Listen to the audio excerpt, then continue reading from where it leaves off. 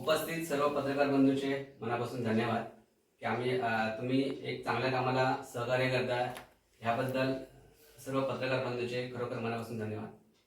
आज बघत असाल तर आपण राष्ट्रवादी शरदचंद्र पवार पक्षाचं अर्चना गाडे परब यांच्या अध्यक्षतेखाली आज मी सावंतवाडी मतदारसंघामध्ये काम करतोय।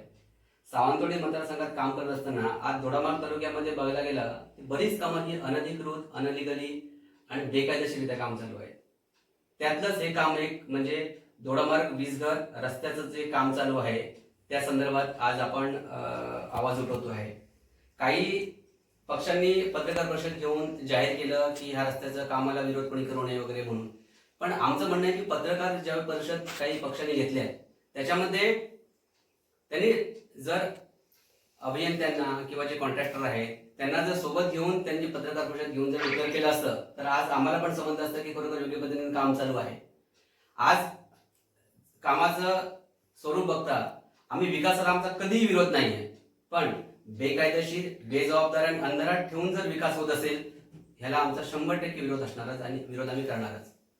आज दोडामार्गमध्ये मी तहसीलदारांना प्रत्यक्ष पत्रव्यवहार केला, आपण कलेक्टरना पत्रव्यवहार केलेला आहे, तर दोघे जण म्हणतायत की तो आमचा अधिरित्यात हा येत नाही रस्ता।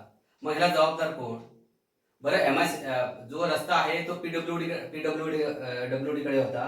पीडब्ल्यूडी वाले म्हणतायत की हा रस्ता MSIDC कडे रस्ता केलेला हस्तांतरण, पण MSIDC ने हस्तांतरण केल्यानंतर त्यांनी ऍटलिस्ट स्थानिक लोकांना, जनतेला, नेत्यांना, नेते मंडळींना किंवा प्रशासनाला विश्वासात घेऊन एक मीटिंग वगैरे लावून त्यांनी प्रेस कॉन्फरन्स घ्यायला पाहिजे होती, कुठेतरी पेपर जाहिरात द्यायला पाहिजे होती आणि एक त्या पद्धतीने एक नारळ फोडून मुहूर्तमेढ करून त्यांच्यानी हे काम सुरुवात करायला पाहिजे होती।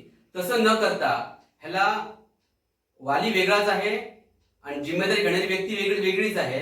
ह्याच्यामध्ये खरोखर साठलोट कोणाचं आहे हे विचार करण्यासारखी गोष्ट आहे। आज त्या रस्त्याला एवढं निष्काळजीपणाचं आणि बेजबाबदारपणे काम चालू आहे, चुकीच्या पद्धतीने काम चालू आहे ना। रस्त्याला त्याला ट्रायल बेसवर रस्ता करून द्यायला पाहिजे होतं, तो अजूनपर्यंत ट्रायल बेस रस्ता मिनिमम 3.5 ते 5 मीटरचा रस्ता त्यांनी ट्रायल बेसवर करून द्यायला पाहिजे होता, तो पण त्यांनी अजूनपर्यंत केलेला नाहीये।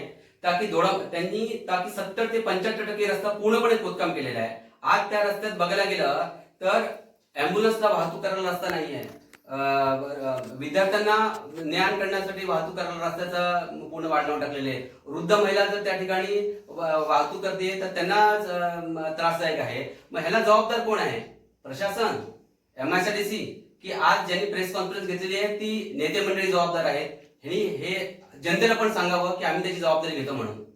आज एकदम चुकीच्या पद्धतीने काम चालू आहे।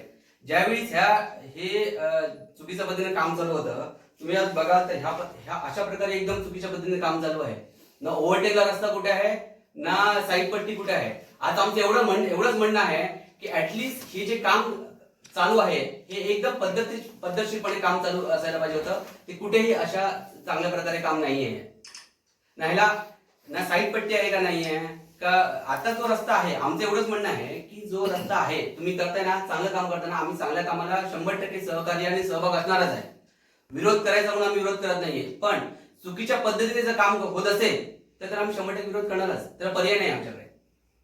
आज बघायला गेलं ना तर रस्त्याला त्यांनी एक मीटिंग लावायला पाहिजे होती। त्या मीटिंग मध्ये रस्ता कसा असणार आहे, आता रस्ता कसा आहे आणि फ्युचर रस्ता कसा असणार आहे, जी पूल आहे त्यांची हाईट कशी असणार आहे, साईड पट्टी आहे की नाही आहे, तर बरं त्याला बऱ्याच ठिकाणी हे आहे गणपती विसर्जन स्थळी आहेत, त्या गणपती विसर्जन स्थळी कशा असणार आहे, त्याला फुटपाथ आहे की नाहीये। आज मोऱ्या साईडला ज्या बांधकाम केले आहेत त्याची साईड पट्टी किती आहे, नंतर होणारी साईड पट्टी कशी असणार आहे, ह्याच्यामध्ये काहीच म्हणजे सावळा गोंधळ चालू आहे काम आणि एकदम चुकीच्या पद्धतीने काम चालू आहे। प्रशासन पण आम्हाला सहकार्य करत नाहीये, ना तिथले ठेकेदार सहकार्य करत आहेत, ना नेते मंडळी सहकार्य करत आहेत। मग आम्ही दाद मागायची कोणाकडे? आज जनता आज रस्त्याला चुकीच्या पद्धतीने काम करत असताना बघाल तुम्ही तर आज शेतकऱ्यांची जमीन जाती आहे ना, शेतकऱ्यांना मोबदला कुठे मिळतोय? आज शेतकऱ्यांनी साईड बागायत करायची म्हटलं तर लोकांची काजूची बागायत आहे, आंब्याची बागायत आहे, नारळाची, सुपारीची आहे, ती सर्रासपणे तोडणार आहे, मग त्याला नुकसान भरपाई कोण देणार आहे? बरं बरं, तुम्ही जे काम केलेलं आहे त्याला तुम्ही ग्रामस्थांना कुठे नोटीस पाठवलेली आहे का? ते तरी आम्हाला सांगा. बरं, आता मी ज्या ठिकाणी कंपनीचं काम चालू आहे त्या ठिकाणी विचारणा केली असता ते म्हणतायत स्थानिक ग्रामपंचायतला आम्ही नोटीस पाठवलेली आहे आणि त्यांची प्रत आमच्याकडे आहे. मग स्थानिक ग्रामपंचायतला जर दिली असेल तर जर सरपंच किंवा ग्रामस्थ तर तिकडे का येत नाही रस्त्यावर? मग खरोखर ह्याच्यामध्ये ग्रामपंचायत जबाबदार आहे का सरपंच जबाबदार आहे का नेते मंडळी जबाबदार आहे? हे जर ते सरसपणे सांगतायत ग्रामपंचायतला आपण नोटीस दिलेली आहे आणि ग्रामपंचायतले त्यांच्याकडे प्रत आहे, मग सरपंचांनी का रस्त्यावर उतरले नाहीये? मग सरपंचाला वाटत नाहीत का की स्थानिक लोकांचा भलं व्हायला पाहिजे आणि स्थानिक लोकांचं भरपाई मिळायला पाहिजे, स्थानिक लोकांचं कल्याणासाठी हा रस्ता चाललाय, हे स्थानिक सरपंचांना कळत नाहीत का? असा आमचा ठोस आरोपच आहे सरपंचावर. जर सरपंचाने खरोखर त्याच्यावर पोचपावती दिली असेल तर जबाबदार सरपंच आहे, कारण सरपंचाने त्याच्यावर प्रेस कॉन्फरन्स घेऊन क्लिअर करायला पाहिजे होतं. सरपंचाने पण त्याला रस्ता रोखण्यासाठी सहकार्य करायला पाहिजे होतं.